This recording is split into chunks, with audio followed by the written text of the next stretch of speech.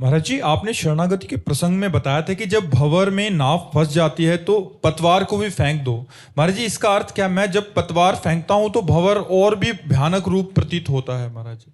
प्रतीत होता है, लेकिन आपको बहा नहीं पाएगा यदि आपने ऐसा कर दिया तो। अपने संभाले जब ना संभले, पतवार फेंकने का मतलब है कि कोई भी कार्य, कोई भी विपत्ति, कोई भी समस्या जब अपने संभालने से बाहर हो जाए तो ऐसे हो जाओ। अब जैसा अब हो ही सोई जो राम रचि राखा, को कर तर्क बढ़ावे शाखा। अब देख लो प्रभु, आप देख, समस्या का ऐसे समाधान हो जाएगा। पर ऐसे करना बड़ा भयावह लगेगा।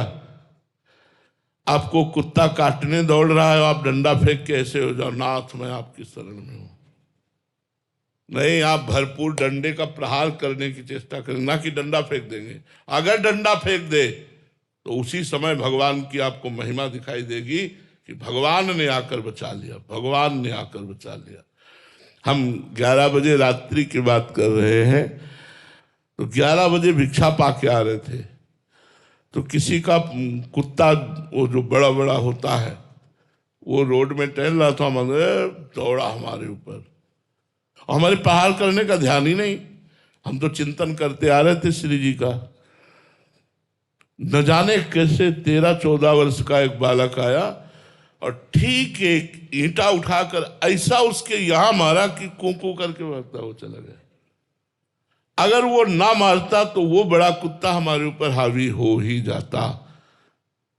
ना हमने उस लड़के को बुलाया, ना हमने भगवान को पुकारा, केवल उनका चिंतन कर रहे थे। उनको अपने दास की रक्षा करनी है तो कैसे दौड़ करके आया। हम कह ये सब क्या है? वही भगवान, करो सदा तिनके रखवारी, जिम बालक राखे महतारी। जैसे माँ अपने बच्चे की रक्षा करती, ऐसे भगवान रक्षा करते हैं। एक बार एक जगह हम जंगल में सो रहे थे, तो एक काला सर्प फन काल करके हमारे पैरों के समीप की तरफ आ रहा था। तो एक मोहकुआ नाम का पक्षी वो हमारे सर के पास आकर के बोलने लगा, तो एकदम उठ के बैठे, दिखा रहे वो कौन पक्षी था? भगवान। वो भगवान थे जो हमें जगाया और भगाया। वो क्या रूप धारण करते हैं, कैसे रक्षा करते हैं, ये उनकी बात होती है। करो सदा तिनके रखवारी, जिम बालक राखे महतारी। यदि भगवान की शरण में हो तो हर संकट, हर विपत्ति, हर दुख, हर अमंगल वो भगवान किस विधान से नष्ट करते हैं हमें पता नहीं, पर वो नष्ट हो जाएगा। महाराज जी, ऐसा भरोसा कैसे आए महाराज जी? कहना आसान। हाँ, ये बात, ये खास बात है। ऐसा भरोसा कैसे आए? ये संतों के संग से जब भजन में प्रीति होती है और जब हम भजन करते हो, भगवान का दृढ़ आश्रय हो जाता है, तब ये भरोसा आता है। मम भरोस ही हरस न दीना, ये नवम भगति में वर्णन भगवान ने किया। नवम भगति जो भगवान ने वर्णन की, नवम सरल सबसे छल हीना, और मम भरोस ही हरस न दीना। मेरा दृढ़ भरोसा हो जाए, वह फिर तो जीत गए।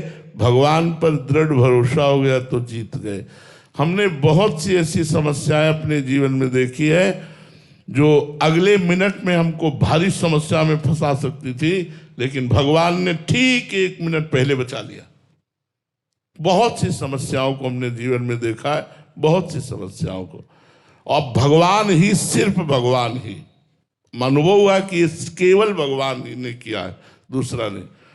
हम कई बार बताया है, गंगा के किनारे हम भ्रमण करते थे, गंगा का किनारा लेकर, तो जहाँ बाढ़ आती है कहीं कहीं दलदल होता है, तो ऊपर पपड़ी बन जाती है।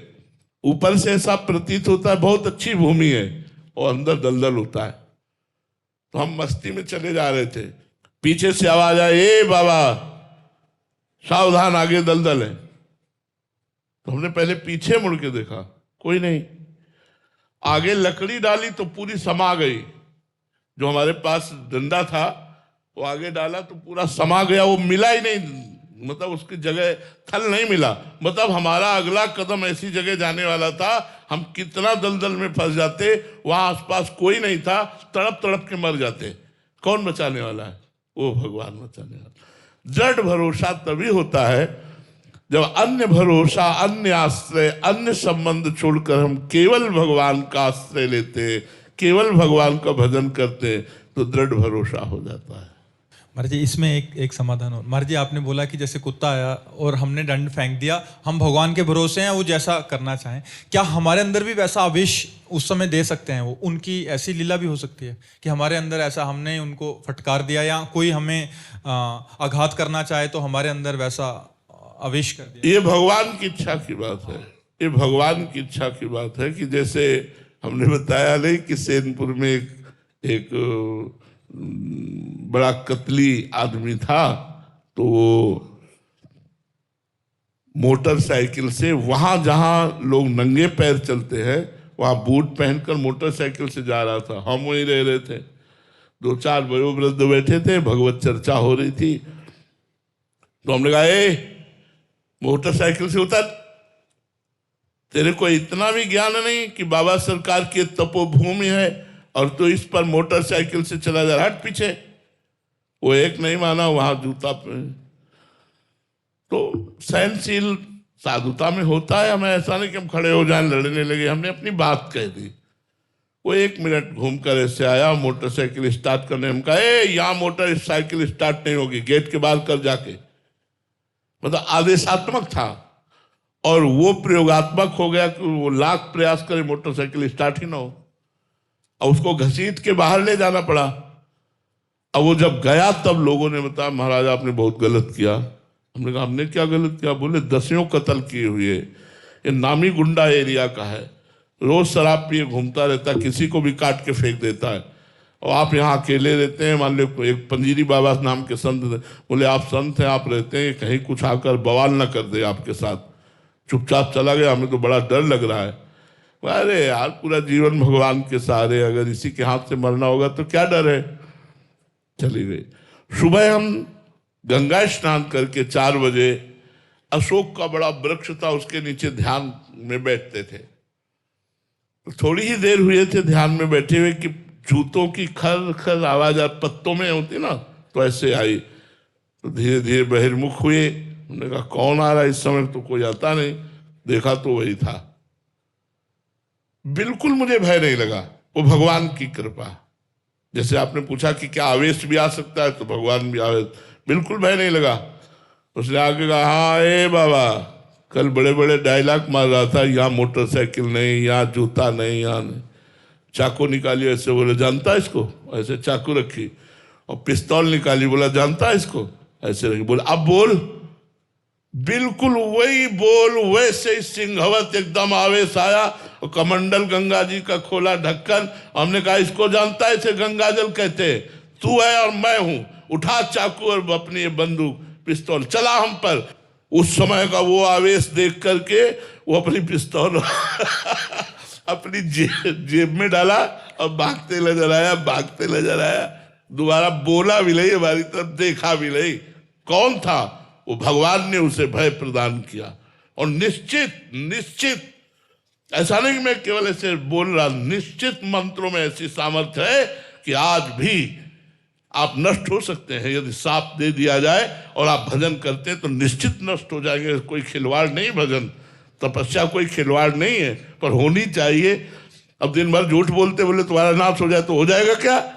दिन भर बेईमानी करते हैं, तुम्हारा कुछ बोलो जाओ तुम सुखी रहो, सुखी रहेगा क्या? दिन भर भजन करते बोला सुखी रहो, अब उसका मंगल नष्ट हो जाएगा।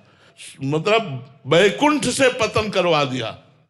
भजनानंदी संत ने वैकुंठ में अखंड वास करने वाले जय विजय को 3 जन्म के लिए पतन करा दिया। भजन में बहुत बड़ा बल। तो कभी कभी भगवान भी ऐसा आवेश दे देते हैं। भगवान कभी बाहर से बचा लेते, कभी अंदर से बल देकर के बचा लेते, पर वो शरणागत ऐसे रहता है। ये भी भगवान के विश्वास, भगवान का ही बल था।